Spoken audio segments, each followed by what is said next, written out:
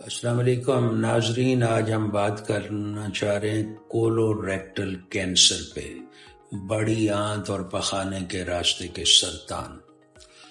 اس پہ کئی دہائیوں سے کام ہو رہا ہے، لیکن ہمارے پاکستان میں اس کی اویئرنیس اس لیول کے نہیں ہے جو یورپ US میں ہے۔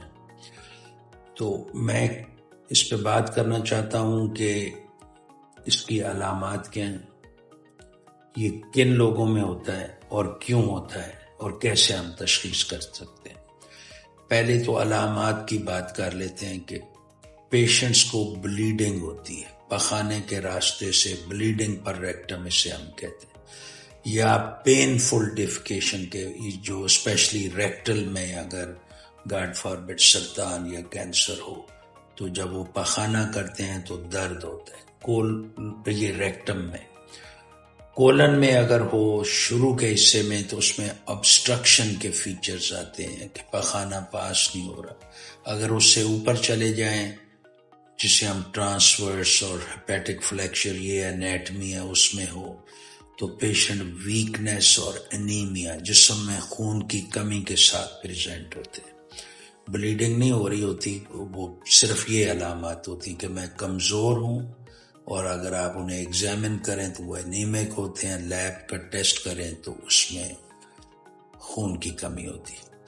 اب یہ کن لوگوں میں ہوتا ہے؟ دنیا بھر میں کولوریکٹل کینسر یورپ US میں اگین کٹ آف ایج پہلے ہوتی تھی 50-55، اب وہاں پہ بھی ہم ینگر ایج گروپ 40-45 میں یہ سرطان دیکھ رہے ہیں، اور پاکستان میں it's very neglected medical condition.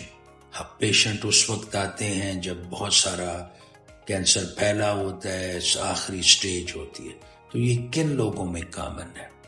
ایک تو جو سموکر ہیں، اوور ویٹ ہیں، ریڈ میٹ جیسے مٹن اور بیف یوز کرنے والے، alcohol, sedentary life style, lack of exercise, جو کہ ہمارے ملک میں یہ 3-4 چیزیں بڑی ہیں۔ پھر کچھ لوگوں میں فیملی ہسٹری ہوتی ہے کہ کینسر کی فیملی ہسٹری یا پولیپوسس کی ہسٹری۔ تو اب اس کو کیسے ہم، ایک تو وجہ بتا دی گئی کن علامات سے آتے ہیں، تشخیص کیسے کرنا ہے۔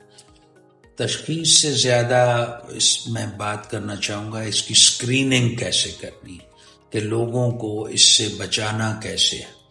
تو اس میں ایج 40 پاکستانی سٹینڈرڈ میں نا ہر میل اور فیمیل کی نا once in a lifetime بڑی آنت کا معائنہ ہونا چاہیے، اسے ہم کولوناسکوپی کہتے ہیں۔ اس کے لیے ایک فریز ہے کہ colon cancer is a disease of missed opportunity, کہ اگر یہ وہ بیماری ہے جو شروع میں ایک چھوٹا سا پولپ دانے کی سائز کا یا اس سے بڑا ہوتا ہے، پھر یہ 5-7 سال میں اتنا بڑا ہو جاتا ہے کہ وہ بہت ساری علامات ہوتی۔ تو اگر ہم کولوناسکوپی سے یہ سو کالڈ پالپ کو ریموو کر لیں، دیکھ لیں اگر کسی میں ہے، تو وہ ایڈوانس ڈیزیز سے یہ بچ جاتے ہیں لوگ۔